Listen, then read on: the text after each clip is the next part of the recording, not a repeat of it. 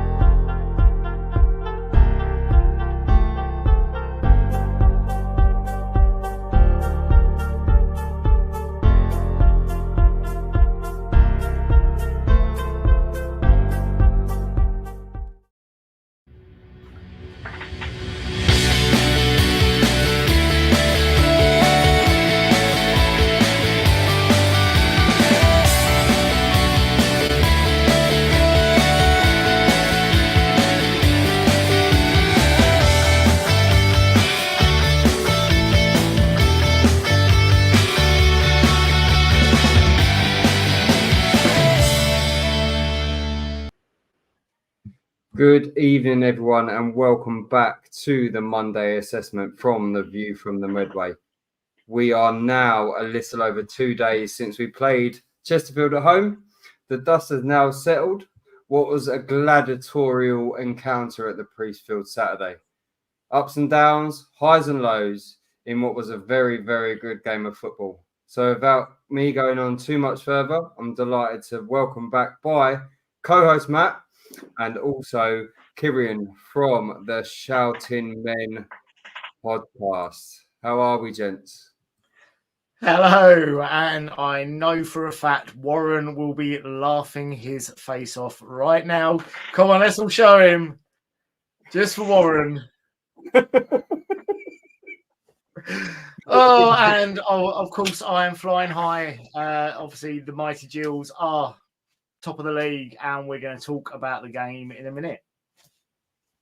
Yeah, how are you, Kirrien? Yeah, I'm great. Thank you for having me on. I watch every Monday, so it's great to be on, and looking forward to this one. Fully appreciate it, mate. Thank you very much for coming on. So, boys, without further ado, we will just get into the lineup. So we will start with the absence of Jake Turner. So we had Glenn Morris come in.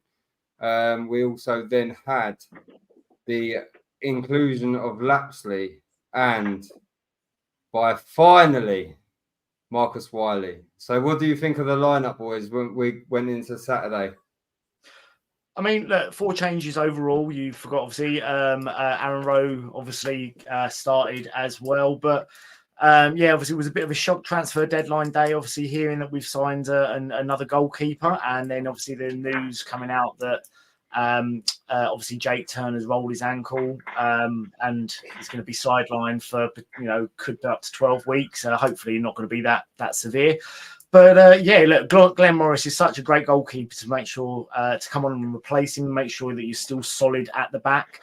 The Cat, I think, is now definitely the oldest outfield player for Gillingham in the history. It was he's Mr. Dependable, somebody you can always rely on, and he's a great understudy to Jake, and hopefully Jake won't be too far away from getting back into full fitness. But yeah, obviously the big one, and we'll come on to him a little bit later on. Marcus Wiley, what a shock. I mean, can anyone honestly say they woke up and thought Wiley would be starting? I'll be honest, Kirrien, I didn't. Did you? No, and I've been watching some of his goals from last season, his assists from last season. He's definitely a player that's too good for the league he was playing in. And I tell you what, I know we'll go into it a bit more later. He definitely sort of stood up for himself in this game and made sure he basically put League Two on notice and said, I am here and I am here to play.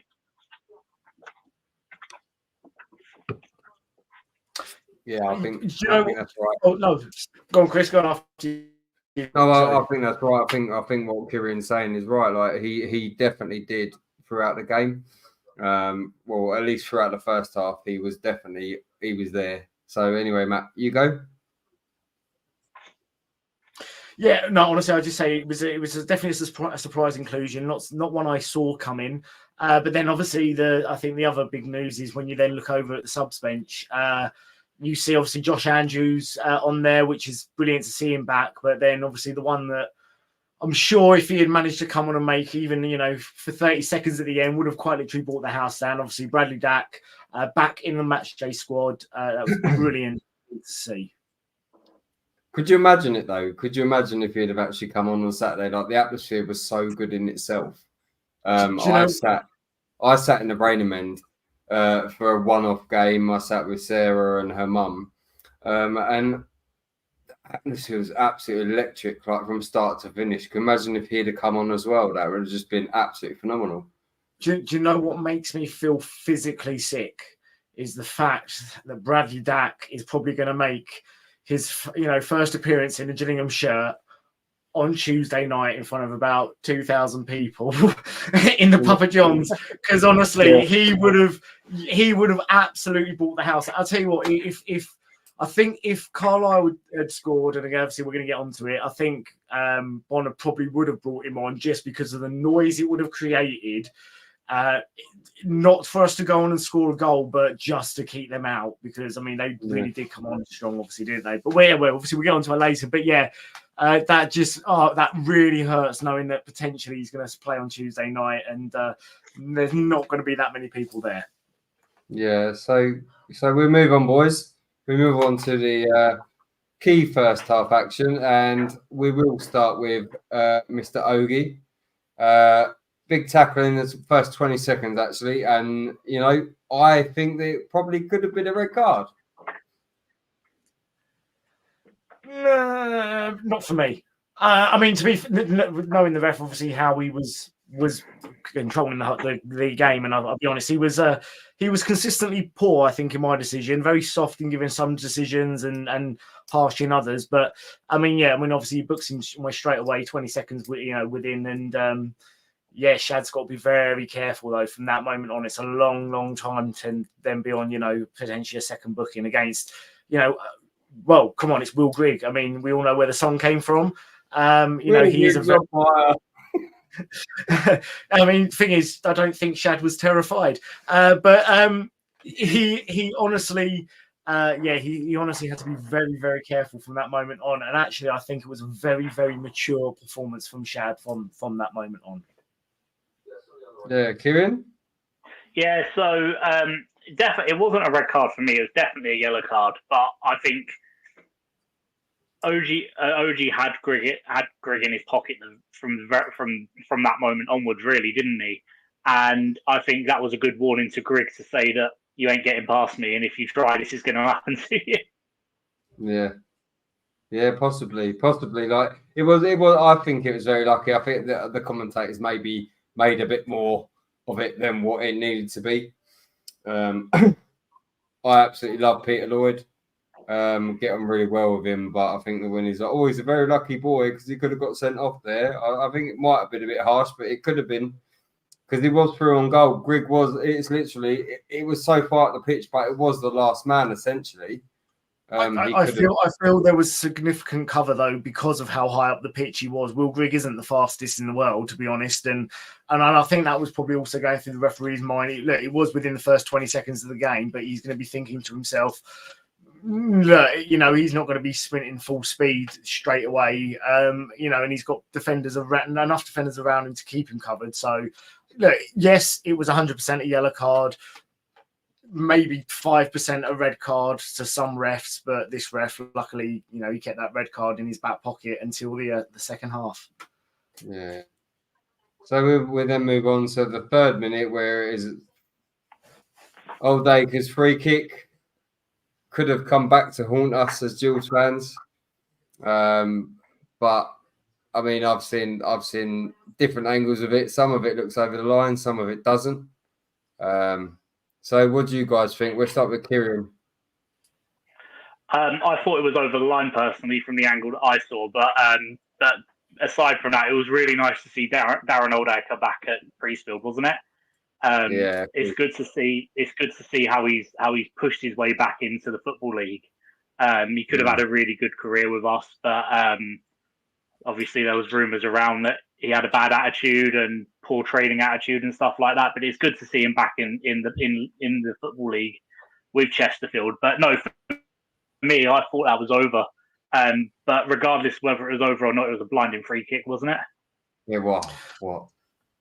I mean, if it had gone in, we would have just gone, fair play, what a free kick it was. I have seen two different angles of it. One, for me, I can't tell either or. It just looks too close. But from the other angle that I've seen, which was from the Medway stand, viewing from the Medway, another plug there. Yeah, it wasn't over the line. It was ball on the line. But I don't know if we don't have goal line technology, unfortunately, down at this level. I mean, I don't know what that would have said, but yeah, I would have said it was close, but no cigar, unfortunately.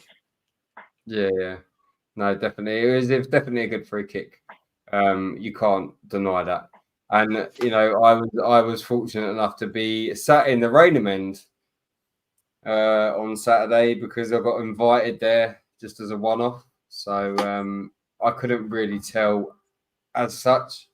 It's a little bit. I kind of felt like I needed my glasses on to see anything up that end. But then we move on. We got McCanday's shot over the bar on the 5th minute. I think it was a bit lapsadaisical for us with regards to defending. I think it was we just kind of just didn't get going in the first 7 or 8 minutes, to be fair. And McCanday took the ball and then took a shot over the bar. What do you guys think really of that? Or do you think that it was just do you have any thoughts on it? Go with Kirrien. I didn't actually see this shot, so I can't really comment. But what I will say is, from what I saw of Marcandi during the game, it was quite difficult for the defence to sort of slow down, wasn't he? But as for the shot itself, I can't really comment because I didn't see it. So, okay, Matt. I mean, yeah, no. From what I saw from my angle, it literally was just defenders piling in, and basically he didn't really have a chance to get it on goal. And yeah, she's straight up over the bar. Fair, right. So we will then move on to the goal, the solitary goal that we did score in the game, and it was a free kick, floated. It literally felt like it was in the air forever, from Jack Nolan. Robbie McKenzie peeled off of 2 defenders and then run through the back. The thing that you didn't really notice with that is that Max Amer was holding 2 defenders back for him to get to that. So what did you think of that? So no. He wasn't holding them. He wasn't holding them. He was just standing there, and they were wrestling him. And he was like, "Ref, why are these 2 guys trying to hug me?" So yeah, he definitely wasn't holding them. Well, the goal counts, so it doesn't matter whether he was wrestling to the ground, like giving him a little bit of an elbow or anything. The goal counts. We won. So anyway, he was holding them. So anyway, Kirrien, what were your thoughts on that? That was a good goal, wasn't it? Oh, I mean, it couldn't have been any better, really. Well, could it? It was the free kick in itself, regardless of whether McKenzie had scored or not. It was a great free kick. It seemed like it was in the air for ages, and McKenzie would have had to watch that all the way down until he headed it into the back of the net. And it just seemed like that's something that that Nolan and McKenzie and the rest of the team have been working on the training ground, because it was inch perfect. Everything about that free kick was perfect, and it ended up in the back of the net. Yeah. No, it was definitely a good goal, considering Chesterfield had been on top of us pretty much the whole first 6-7 minutes, and then just to come up with that, it was absolutely brilliant. So we then got Marcus Wiley's chance, who we will get onto more later. But again, Robbie McKenzie taking the ball off, like catching Chesterfield in possession, passing off to Marcus Wiley. And I think if he'd have gone a little bit more, along the ground, it might have gone in. But for me, it was a bit like down the keeper's throat, really. Look, first off, credit where credit is due, because he hit that ball with some force, didn't he? And that was the thing. That the one thing you wouldn't have wanted to do in that situation is fluff the chance and hit it 5 miles wide or into Rose Ed of the Rainham end. you wanted to at least get it on target, and being under pressure as he was, the fact that he managed to get the ball on target and actually made I think it was the keeper saved it, and then it's come off the post. I don't know. I couldn't see exactly from where I was, but look, for me, the fact he got the shot off, the rest of the work, we'll come on to later. The rest of the work he did was brilliant, but the fact he got the shot off in that moment, under that pressure, on target, was great. I mean, it was great work by Mackenzie to get the build up already, but yeah, it was brilliant by Wiley to actually say get that shot off under that pressure. Yeah, Kirrien? Yeah. I mean, he hit it with some power, didn't he? But 9 times out of 10, a keeper's going to stop that when it sits so close to them. But again, it takes some skill to get a shot off with that power when you're under that much pressure. And for me, it just goes to show, like I said before, that he is going to be a really good player for us in League Two.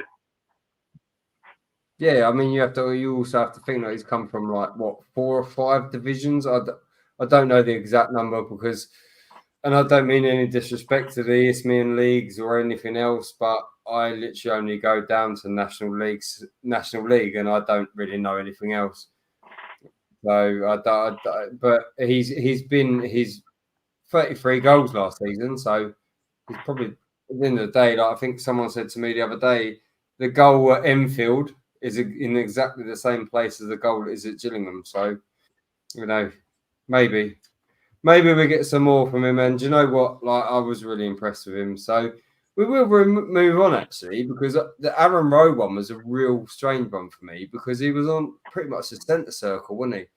And he had a bit of pressure on him, but no one really challenged him. And then he just went down. So, Kirrien, what was your thoughts on that? I missed it, but all I'll say on this matter is our injury list is already quite big, and to have someone as important as Aaron Rowe missing for however long it's going to be a real big problem. However, we are in a good position that a lot of those injured players are now in the process of coming back. I think we'll see a couple against Peterborough in the whatever it's called cup these days. And yeah, I just hope he's not out for too long because we're going to need him. Yeah, Matt. Yeah, I mean, it was a bit of a weird one. I didn't actually see him go down either. And actually, I tell you what, the most annoying thing about the Aaron Rowe injury is up until that point. I think up until the goal, Chesterfield they were all over us. But up until that point, I actually thought we were starting to build more momentum into the game, and we were starting to really get some momentum going forward. Starting to get some really good movement with Wiley at the top end of the pitch, and then that injury kind of seemed to knock that all on the head. It was kind of around that time, and then all of a sudden, unfortunately, Chesterfield then come straight back at us. Yeah. I mean, you do. I think he came up, and then Jaden Clark come on, and to be fair, Jaden Clark gave a good account of himself. We won't say too much about that because we might upset certain people. Anyway, we move on to Dobra's hit when he hit the post. They really did charge down that right-hand side. And I will get onto this because I'm going to do like an overview of the first half once we get to the end and see if you guys agree or not. But he ran down the right-hand side, cutting a little bit. Again, we were floundering in defence. And then he just had a little bit of a pop at it. And, yeah, he hit the post. So I don't really think there's much to talk about with that one, unless you've got anything to say about it. No, not really. I mean, it was obviously we knew they were going to keep coming at us, and to be fair, the post saved us on 3 or 4 occasions that day, and that was just the first of many. Yeah. So within 31 minutes, Nolan had put a beautiful cross in, and Max Amer, he just needed to get something on it. Even if it is a toe, I don't know, a bum, a leg, a bloody eyeball, just something. It just needed to get something on it, and he totally missed it. It was frustrating in that respect because Max Amer, if he's getting that whipped ball into him, he could do anything with it, but he just didn't do anything. He was like a statue.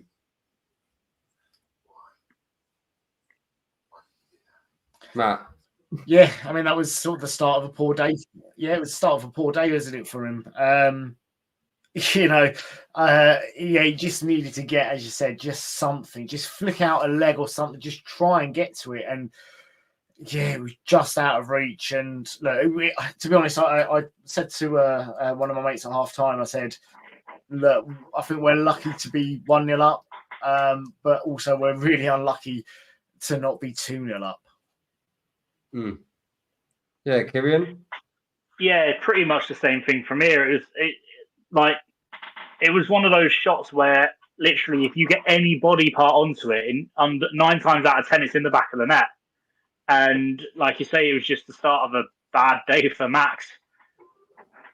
Yeah.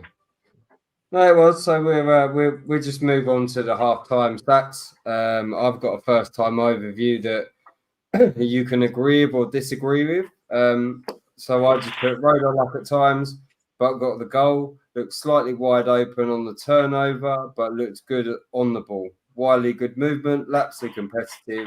And Nolan, dangerous with ball to feet.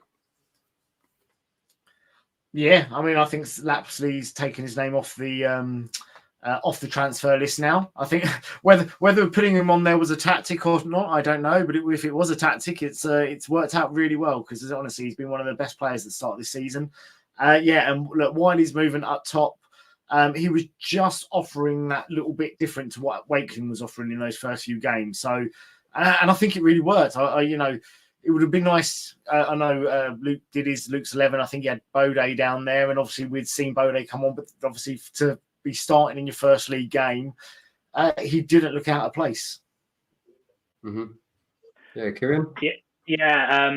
Wiley, like you said, he just doesn't look like he had his debut in the EFL yesterday, does he? Or on Saturday, does he?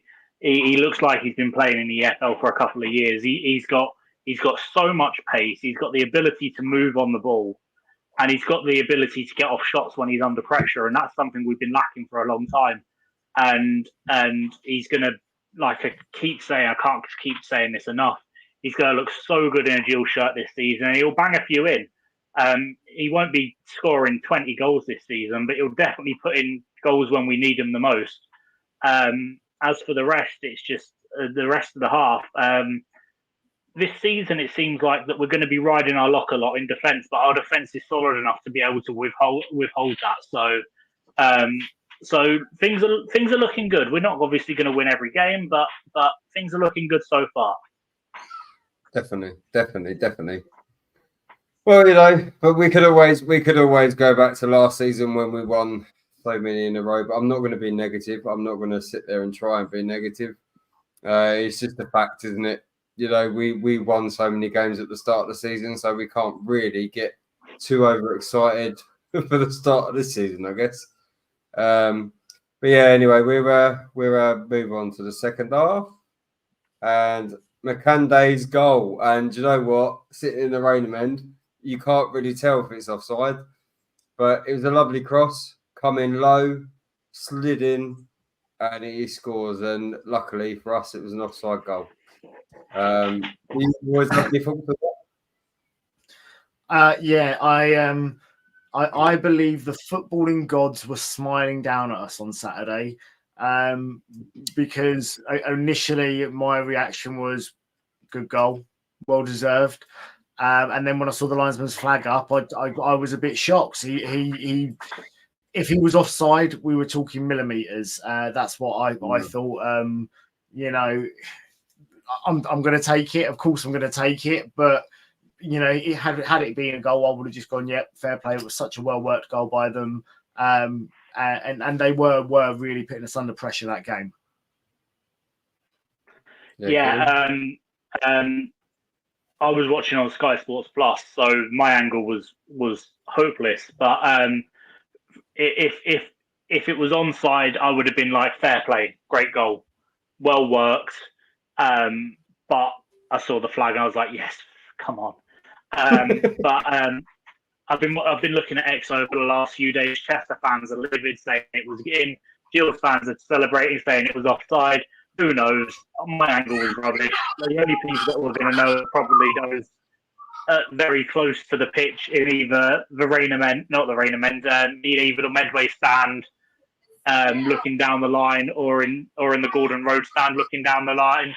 But all I'll say is it would have been a well worked goal if it was onside, and I'm just glad that it was off. The linesman put his flag up. Yeah. I mean, I think where I was sitting in the Rainer Men that on Saturday, I was just like, oh no, here we go. And then because I couldn't see that it was offside because I was sat down and everyone was stood up, and then I looked over and I was like, oh, okay. I had to look up at the board. But anyway, we move on to the 59th minute. Max Clark cross into the box, and Jules Lapsley painstakingly smashing it against the crossbar, post. Sorry, can't get my words right tonight. So I think that was a good work and play. Like even before we got to the point where he crossed the ball, like we were so good, fluidly going with the balls, and then he crossed it in, and Lapsley, unfortunate, really, isn't it? Like it was a game of metal, really. It was so unfortunate. Lapsley again was in the right place at the right time, but the ball you wanted the ball to spin to the left, not to the right. Lick of paint either way. It could have been a good goal, it could have been a bad miss, but you right place at the right time. That's what you want from your attacking midfielder, to get forward, get into those positions. It definitely looked like a bit like a training ground routine, what they were doing in the build-up. But as soon as that ball came out to Max, Lapsley knew exactly where Max was going to put it, was taking that run straight away, and was perfectly on the end of it. I'd say it was just a lick of paint away from putting the ball in the back of the net. Yeah, as soon as I saw the contact on the ball, I was like, this is going in, and it hit the post. I was like, oh no, it's not going in. But Max Clark, for me, coming out of Malone's shadow this season, he's looked like the player that we all thought he was going to be last season, but he didn't get the game time.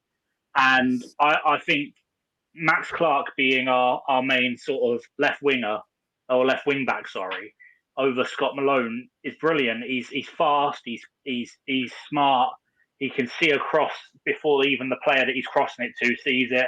And then Lapsley, probably like we've said already, probably our most improved player from last season. And maybe Jaden Clark, but in certain games anyway. But Lapsley, when I saw Lapsley's contact with it, I was like, this is going in. I was so disappointed when it didn't go in. But like a lick of paint either side, that's a goal every day. So I was just a bit disappointed on that, but hey ho. Yeah, so we were, I think, the most contentious decision in the whole 90 minutes, really. Max Ehmer, second yellow card within 4 minutes, really, and 36 minutes with 10.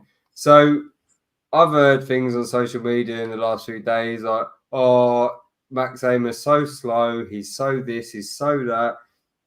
He was quick across the ground to get to him.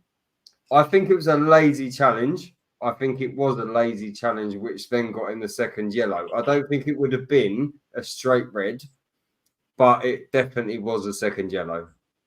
Kirrien? I think both challenges were a yellow, but yeah, he got across that pitch quick, didn't he? For a big older German player, he moved across that pitch like he was a 17-year-old. But it was a heavy tackle. It was definitely a sending off. I hope he didn't injure himself too badly in that tackle. But for me, both yellow cards were yellow cards. I don't think the second tackle, like you said, was going to be a straight red. I think he would have survived it if it was his first yellow card. But he got across the pitch quickly. Yeah, definitely. Matt? I just felt so frustrated because it was a tackle that he didn't need to make in that position. that high up the pitch. I don't think he needed to make that tackle in that position. And the fact that the referee was, giving these kind of calls earlier. He had booked, I think, 4 or 5 players up until this point, obviously including Max himself, to 4 minutes later dive into a tackle like that. I think, I don't, to be honest, I think we all know Max didn't get injured in that.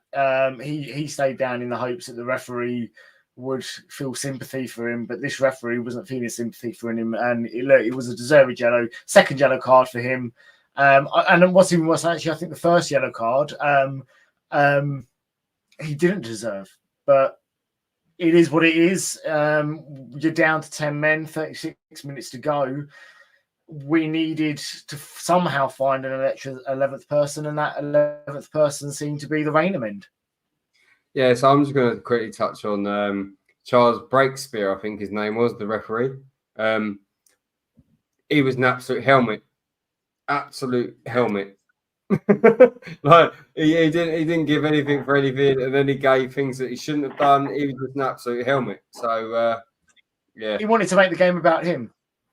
Yeah, but then it's League 2 refereeing, mate. Like, it's always the same. We always get it. And yeah, Charles Shakespeare, he might have been bloody Shakespeare or something, like the way that he was ridiculously poetic. But yeah, so we'll then move on, because we will get into like a few challenges that Shad made as well. But I'm just want to talk about like the 90th minute, right? And I was literally, I think I needed to go to the toilet after this, because I absolutely shut myself. So it comes in, and then Naylor, it goes behind everyone. Shad tries to get it away, and then Naylor like floats it in, and it felt like it was like traveling forever. And then it hit the bar. So what were your boys' thoughts on that, Kirrien? I mean, it was a great shot, wasn't it? It just sort of went over everyone's head. No one was getting to it. And we're just lucky that the crossbar got in the way. I don't know what Shad was thinking of, trying to do an overhead kick to clear it. But I guess when you've already got your back towards where you need it to go, that's probably the only way of doing it, isn't it? But but it was a really good shot. It was just we're just lucky that the crossbar got in the way, because no one else was going to get in the way of it. No, yeah, that's it. I was whispering some kind of spell just over and over again as the ball was coming up in the air. So clearly it was my magic that somehow managed to keep that ball out. Either that, or was it just a breath of wind just at the right time? Because I'll be honest, up until that point, we were defending so well. I mean, I think you've got to think back.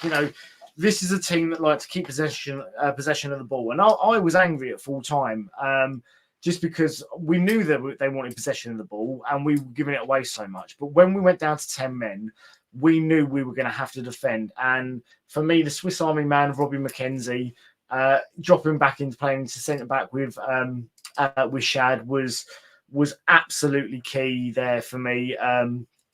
He's helped keep us. Sorry, just seen the comment pop up. He's been absolutely key in these last 4 games, Robbie. And as I said, he's a Swiss Army man. He's unbelievable.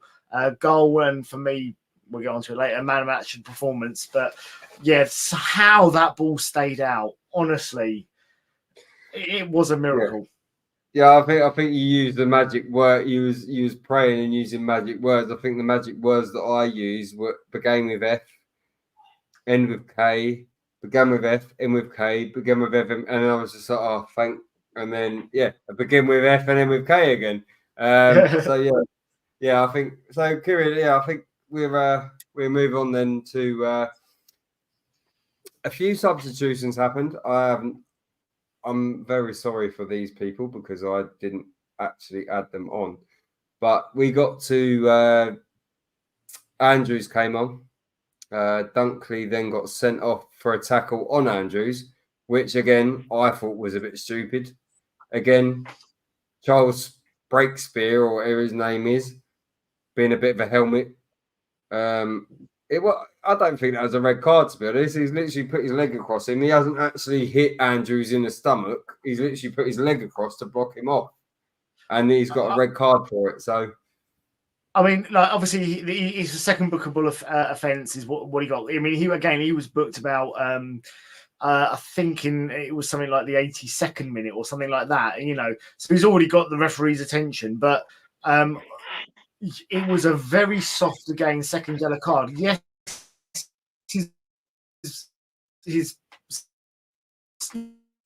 you could say his studs were up. I always look at this and sort of say to myself, if that was the opposite way around, what would I be saying? And do you know what? Of course, because it's on us. Yeah, off. You got to be off. If it was against us, I would feel so aggrieved that a player's been given a second booking for just raising his foot. There was no connection there. Again, it was a ref wanting to make decisions about him. Yeah, Kirrien.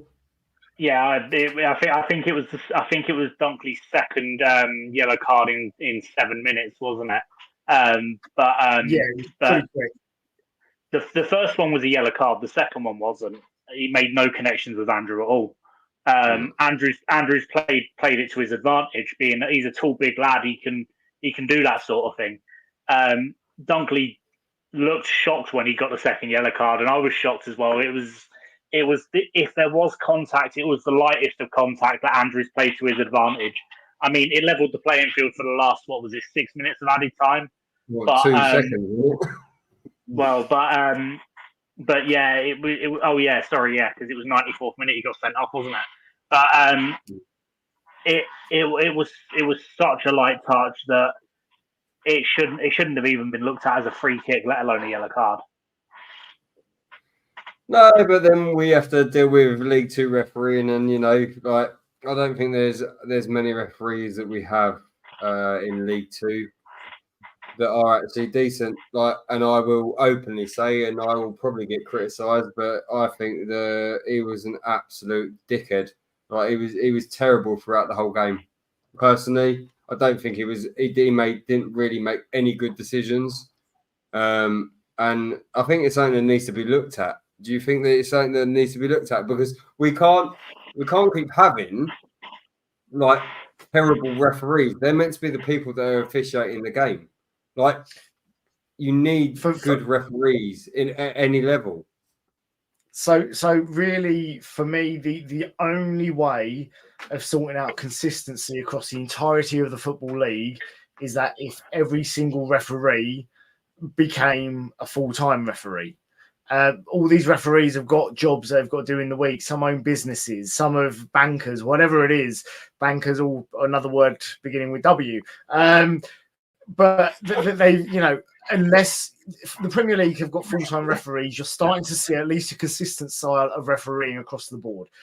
Until that happens in the EFL, we're never going to get consistent referees. You're going to get some referees you're going to love 1 week, and then the following week you're going to absolutely hate them. It's unfortunate, but for whatever reason, the Premier League always seems to come first, and the lower leagues are always forgotten about.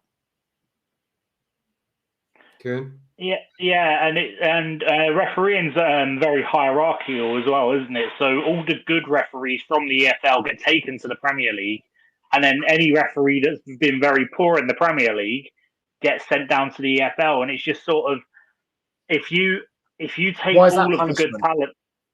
Well, exactly. Well, this is my point. It's like if you take all of that talent that you do have and the good referees we do have and take them away from the EFL, you're not going to get the consistent good refereeing that we need down in the lower leagues. Yeah. And so I think you either need to bring all of the referees, like Matt was saying, to become professional referees and be full-time refereeing. And let's face it, there's enough games within the EFL and within cup competitions to be able to do that. And have enough money as well. Level. Yeah, exactly. And to have them at a consistent level. Otherwise, we're always just going to get the shit that's left over. But then we get the shit that's left over anyway, don't we, really? I mean, I don't like to swear, and sorry if kids are watching. I will just say that now for me and Kirrien. We always get that because we're now getting that in the respect of the FA Cup. Oh, we're not going to get replays, right? We make a lot of our generative money from replays against bigger teams or this, that, and the other. And now all of a sudden we're not getting that because people from the Premier League that, I don't want to play a replay because I'm on 185, 200, 300, 400, 500 grand a week because they don't want to play it. So, like, it's just we are getting the scraps in League Two. We're getting the scraps in League One. We're getting the scraps in the Championship. Maybe not so much, but yeah. But in 5 years, when we're in the Premier League, and Jorge Hurtado has come back and is, our main centre striker and scoring 100 million goals each week, and we're beating Man United 7-0 on a weekly basis. All things will be good in the world of Gillingham Football Club. and when we built a stadium over the Asda in Gillingham, and yeah, that was meant to be. That was a plan that was meant to happen, wasn't it? But anyway, boys, we will move on to our man on the match, and I think that it's quite resounding, really. I think for me, and I will go first just because I can. It was a toss-up for me between Shad and Robbie. I went for Shad because in the second half, and it was like when I said like it was like a gladiatorial like encounter. He was in the second half when Max went off. He was just everywhere in that defence. He was making tackles. I think there was a cross that came in similar to their first one that got ruled as offside, and he did it again. He then had an absolute crunching tackle and made it then. And in the last 20 minutes, he was suffering so badly with cramp, and he still did it. So that's mine. So that's my reason. I think Kirrien, you go next because obviously yours is Shad as well, isn't it?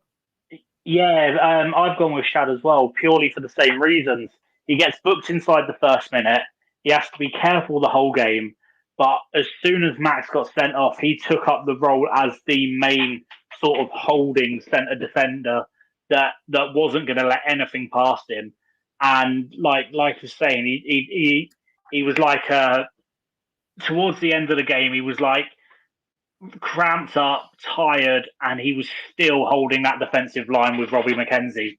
For me, it was a toss-up between Shad and Robbie, but just because of the amount of effort and the fact that he was so cramped up and so tired at the end, and yet he wouldn't let Chesterfield pass him, for me, that's the reason that he was man of the match for me. And you know what? So full disclosure, when it came to the choices, for me it was a toss up.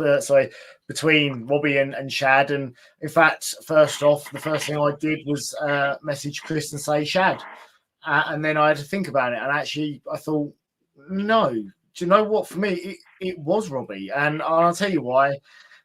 Shad got booked in the second minute and had to be very careful the rest of the game. And Robbie scored the goal. So. Literally because of the booking for me and the fact that Robbie did score the goal, and he is a Swiss Army man, can play in any position on the pitch, including in goal, I'm sure. I had to give it to him. And I've got to say, though, the sponsors man of the match, I think, went to Glenn Morris. Clearly, they just wanted a photo opportunity. I mean, I spoke to Glenn after the game, and he was walking down with his bottle of champagne, and I was like, "Here he comes, the cat," and he was like, "Don't know why I got man of the match, really, to be quite honest with you." And he was quite blatant with it. He was just like, "Don't know why." But anyway, right. So we will move on to this week's viewing focus. And we will focus on Marcus Wiley, first league debut for a league team when he was actually a professional football player. So the stats are on the screen, but we will talk about him. Rather than stats, we will give it context. I think, personally, after the Oldacre free kick, he was the one that cleared it off the line after the rebound came out. his movement was absolutely fantastic throughout the game. He had his chance as well. And for someone that's literally moved up, 4 or 5 leagues, I think it was absolutely phenomenal. Matt? I think for me, one of the most frustrating things is going to be for Mark Bonner next week is if certain players are back fit, who starts? Because after that performance, I'd be quite happy if that name was Marcus Wiley on the pitch, if he was starting, because I thought he was fantastic from the first minute right up until the 83rd when he was swapped for Andrews. He was offering, as I mentioned earlier, he just offered something completely different to Wakeling. This is not, in any way a bad thing about Wakeling. I actually think he's been really good for the last few games, but we just needed something a little bit different. And the running that he was doing without the ball really opened up gaps in behind for Lapsley, for Aaron Rowe to get forward, for Nolan to get into. So, do you know what? I thought he was absolutely fantastic. The only thing missing from his game at that weekend was the goal. Yeah. And for me, to think that 6 months ago he was a teacher and playing 5 divisions below where he is now, was it 38 goals last season? I think in total 45, 46 goal contributions. You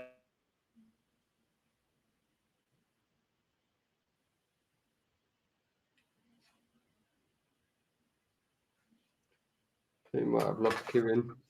Oh. Hello, Sanka. Are you dead? And this is why we're live. Where's the lucky egg, Kirrien? Have you noticed the face he's frozen in? Sanka, you dead, man? No, man. I'll remove it. Oh, this is great being live, isn't it? Oh, Jesus. Yeah, but to be fair, we would have done it even if it was recorded. So, right. Is he back? See if we can get him. Let's see if Am I we can here? get him back. Come on, Kirrien. Oh, yeah. Right. Anyway, start your whiny stuff again. Right. So, as I was saying, to think that 6 months ago he was a teacher, playing 5 divisions below where we are now, 48 goal contributions, I think, last season, to playing his debut EFL League 2 game. He looked like he's been playing EFL football for years. Yeah. He was fast, he was strong, he got a shot out of nothing. And for me, I think if he's playing with someone playing with George Lapsley behind him is really good. But if he's playing with someone like Bradley Dack behind him, or even Johnny Williams, he's going to get a few goals this season, because all 3 of them can slot a pass through nothing. And if he's running onto a ball from someone like Bradley Dack, he's going to put a few in this season. I would not be surprised if he starts against Peterborough, because Wakeling, I think, can't, because he's on loan from Peterborough. But I think if Wiley's up front starting against Doncaster on Saturday, I think he's gonna rip Doncaster to shreds. Yeah, I can't disagree. Like he was like the surprise on Saturday, really, because you expect it from the likes behind him. You expect it from Jack Nolan. You expect it from George Lapsley at times. But I think that I wasn't expecting him to start to begin with, but when he did, and his movement was absolutely brilliant, like absolutely fantastic. And you've got to give him that. You've got to give him that. So yeah, if we're done with that, so we will get on to you, Kirrien, and we are talking about the Shouting Men podcast for a little bit. Yes, we are. So the Shouting Men podcast. What can I say about it? So we're actually going to be recording our first episode on Tuesday, tomorrow. Myself and David, we are bringing a monthly podcast. We're going to talk a little bit about the games that are played during that month, but that's not going to be what the main focus of our podcast is, because all the other podcasts and shows are doing that. and we wanted something a little bit different, a little bit unique. So we're going to be mainly focusing our podcast on the history of Gillingham, important games throughout my time as a fan and David's time as a fan. We're going to be bringing in special guests who can talk about certain things. So we've got a few guests lined up. Chris and Matt, you're both welcome on at some point. So we've got my famous guest. So we've got a special one coming up about the playoff final against Man City coming up. We've got a special guest for that. We've got another special guest coming up on talking about their favourite and their least favourite EFL stadiums over the last 20 years. And there's been a few good and bad. We won't mention Salfords or Harrogates. Yeah, and it's we've also got an exciting section where maybe once a month, maybe once every 2 months, we're going to bring in fans from teams like Herne Bay and talk about Gillingham players that are on loan at their clubs and what they think of them and how they're progressing. So we wanted to do something that was very different from everyone else. And I think we've got that right sort of combination. But at the same time, we're a podcast talking about Gillingham and we're supported by German Gills. So we have to do a bit of a talk about what's gone in the previous month with games as well, but we just wanted the focus to be on something else. That's fair, mate. No, I think that's brilliant, isn't it, Matt? We can do something. I've got to say, it's such a different, unique way of talking about Gillingham Football Club. And obviously, everything you've told us beforehand, what you've got planned going forward, it sounds so great. And look, I'm going to be watching every single episode the day you put them out. I'm really looking forward to what you're going to bring and what content we're going to get. It's taken about 6 months to get us to where we are because the original co-host pulled out saying that he couldn't find the time for it now, and then David stepped in. And David's been a breath of fresh air. He's been very active on finding people to come onto the show. Very active on the design of the format of the show. And yeah, I couldn't have done it without David. So I'm glad that I've had David's support over the last few months getting this to where it is now. We were supposed to launch our first episode at the beginning of August, but the launch of the first episode coincided with the riots that were happening across the country. And I had to be at work to support other staff, so that it got postponed to this month. But we're in a good place to record the first episode on Tuesday and hopefully launch on Friday. Good stuff. Well, mate. guys, as I say, guys, that's your chance then. Friday, keep an eye out on YouTube, Twitter, and all that, and definitely have a watch of it. Yeah, I think it's mainly on X and Spotify now, isn't it, Kirrien? Just to start with. It's going to be on X, Spotify, and YouTube. Okay, that's good. That's good stuff, mate. That's good stuff. So I've spoken to David quite a lot as well, and he's quite accommodating. So I think I really wish you guys a lot of luck with it. It's not easy. It's never easy doing these kind of things, and people should actually appreciate it. So yeah, anyway, I think I'm scheduled to come on your show at the end of September, and hopefully, yeah, we'll confirm the schedule, but yeah, either the end of September or October, but yeah, definitely within the next 2 shows. Yeah, that would be brilliant. Right, so we will just go on to, I don't think, apart from Warren, there's not really anyone on the fan zone, but we will go back to Fortress Priestfield. The attendance was 6,954, 330 away fans, 6,624 home fans. And you know what? It was rocking on Saturday, and it was absolutely brilliant. Considering it was a 12:30 kickoff, it was on Sky as well, and we were just absolutely phenomenal fan base wise. It was just brilliant. What do you think?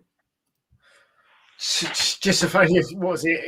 40 odd or 50 odd away, wasn't it, from being just over 7,000, and that would have been immense for 12:30 on a Saturday early kickoff. Especially big shout out to obviously any fans that have obviously come down all the way. from Chesterfield. Obviously, it's a long old journey, so to bring 330, I think it's a great effort. So well done, guys. But look, I said it earlier. I'm going to say it again. When Max Amar got sent off, we needed to somehow find an 11th man, and that 11th man definitely came in the form of the Rainimen. So well done, guys, and absolutely great effort for an early kickoff. Kirrien, got any thoughts on that? I watch the game on Sky Sports because I live in Manchester, so for me to get to Priestfield every Saturday is quite a mooch. I do manage the odds at Priestfield. That's disappointing, mate. That's it. Why can't you just do it? Like, come on. Where is your commitment?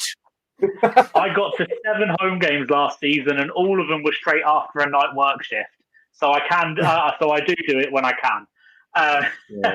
For me to get to a 3 o'clock kickoff, I have to leave Manchester at 7:30 in the morning.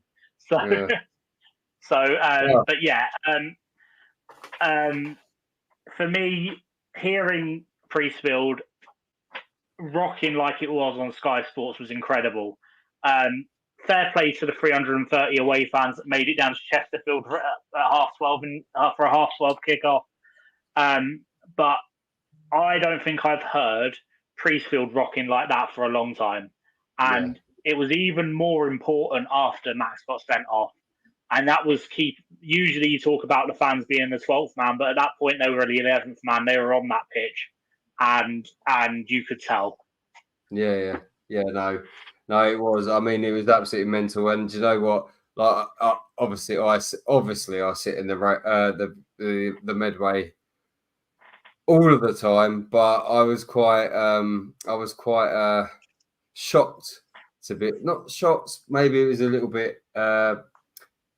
I don't know what the word would be, but I was emotional after I left on Saturday because the atmosphere in the Rainimen was absolutely electric. Like it was absolutely amazing. It was just, I've not been to a football match in recent times where I've heard it that loud and that like behind the team. So yeah, I can get what you mean. Like we were the 12th man or the 11th man once Max went off. So absolutely fantastic from the guys and myself, I guess. And can I give a quick honourable mention to Kitman Brad and his fist pumps?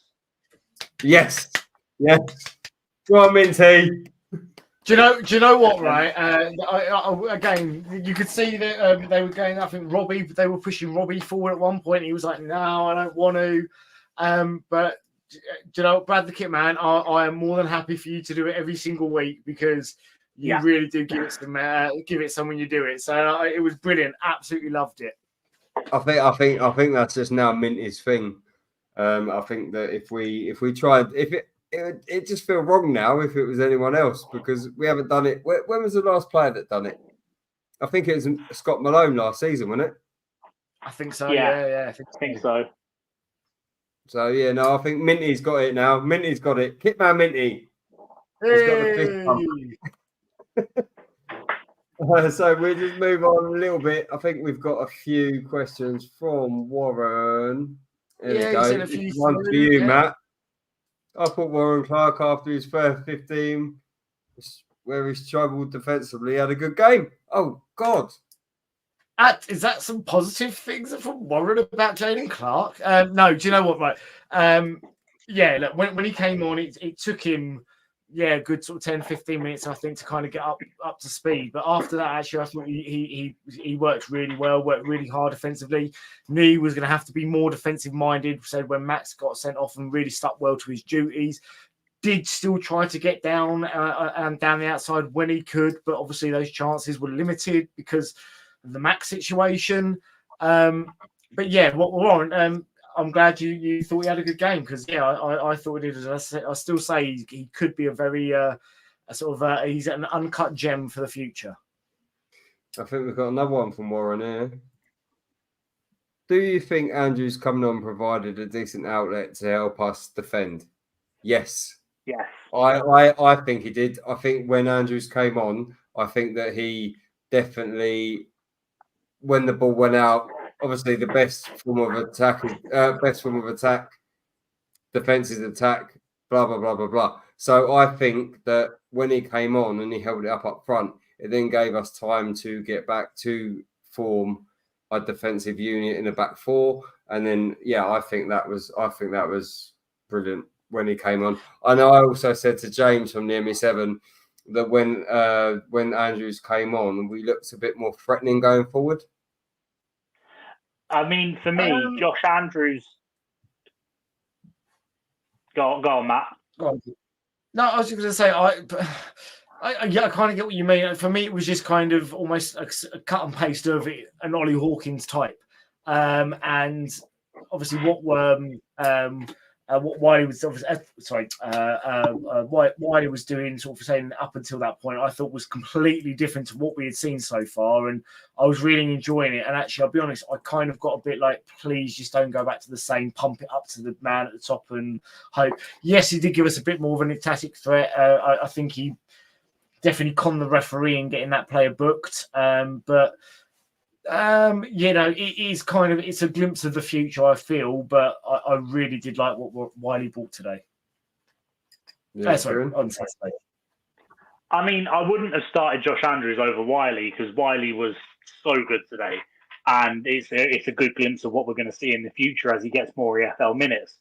But for me, Josh Andrews coming on at the time he came on, it allows you to get it out to a player that's tall enough to beat everyone else to the ball, and allows you to shape up again defensively and to get your lines back.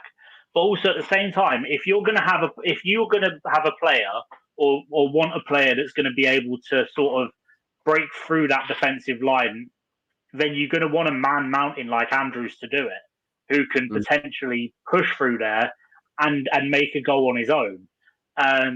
So I think Josh Andrews coming on at that time allowed us to have that defensive attacking threat, whilst at the same time also being there to allow us to sort of form our defensive lines again after they were broken down a couple of times. Yeah, no, definitely. I totally agree with both of your points.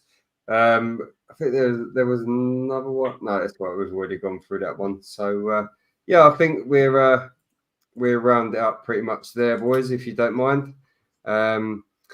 Great to have you both on, as always. Matt with his little venture to Priestfield today for his BBC Southeast thing for the channel. But autographs available upon request, Warren. Fiver each. No. Pound. It's fine. Pound. It's right. Probably be in the minus by next week. Anyway, if you haven't yet, please follow us on join the group on Facebook, The View from the Medway, X at TVFTM, and YouTube, The View from the Medway. Thank you for watching, and we will see you soon. Up the Gills.